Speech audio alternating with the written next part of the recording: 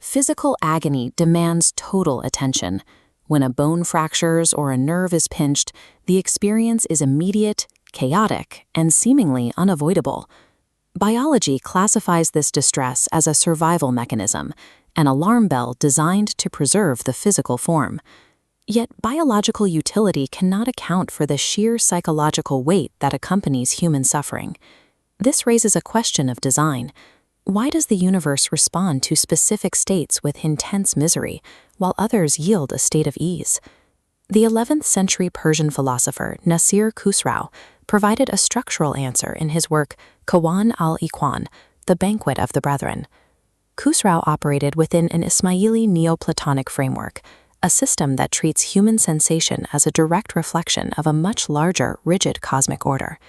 He begins with a simple premise: the human soul is currently tethered to nature, operating within a temporary physical testing ground. Within this testing ground, the soul occupies one of two states. It either finds muwafaqat, harmony with its environment, or it encounters mukhalafat, a state of direct conflict. Khosrow maps these states to specific drivers. Intellect produces harmony and joy, while ignorance inevitably generates conflict and grief. Khosrow argues that every earthly sensation, from the pleasure of a cool breeze to the sting of a burn, is a physical symptom of these two underlying metaphysical conditions. In this system, suffering functions as a measurement. It tracks the exact degree of friction generated when a mind, through ignorance, attempts to operate against the grain of reality. Khosrow moves from the general to the specific, arguing that knowledge itself provides the mechanism for relief. He illustrates this using a patient suffering from an agonizing, unidentified physical illness. At first, the body is consumed by the raw biological signal of pain. This physical distress is compounded by the psychological weight of the unknown. The patient is trapped in a state of confusion, which intensifies their experience of the disease. The turning point occurs when the patient identifies the disease and understands the path to a cure. The text notes an immediate psychological shift. Once the diagnosis is understood, the terror of the unknown dissolves. This transition to a state of ease occurs before the patient has taken any medicine or experienced any actual physical healing. If the patient had remained ignorant, the distress would continue unabated, as they would lack the structural understanding required to move toward a solution. For Khusraw, this proves that ignorance sustains the duration of pain, while knowledge acts as the immediate catalyst for comfort. Human comfort depends on the soul's ability to categorize and understand its condition, neutralizing the panic of the unknown through intellectual clarity. This logic extends to how we interact with the world around us, specifically why we recoil from extreme heat, freezing cold, or the jarring sound of thunder.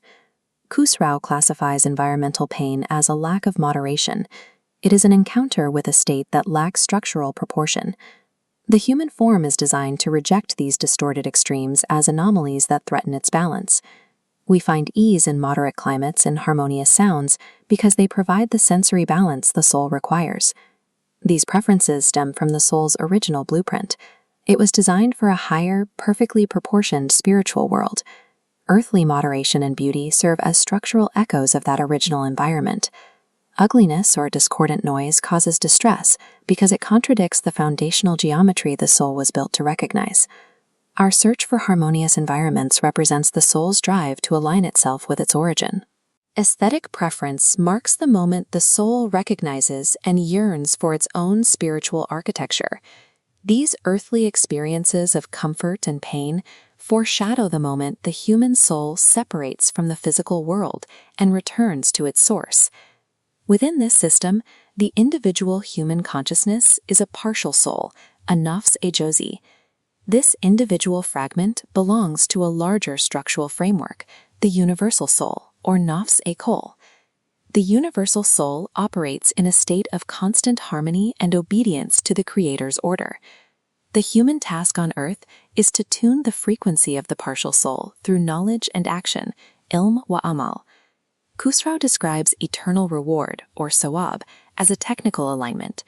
The attuned partial soul ascends and locks into the macrocosm without friction. In contrast, a soul that has remained ignorant and misaligned becomes jagged and asymmetrical. Upon death, this ignorant soul collides with the unyielding order of the macrocosm, unable to integrate into the structure. This state of unyielding structural dissonance is the definition of eternal torment, or azab. Divine judgment in this framework is the objective consequence of spiritual geometry. It functions with the predictability of physical laws. The brief moments of ease or the stress we encounter today are small-scale measurements of this cosmic alignment. True comfort culminates in the seamless locking of the individual mind into the eternal architecture of the cosmos.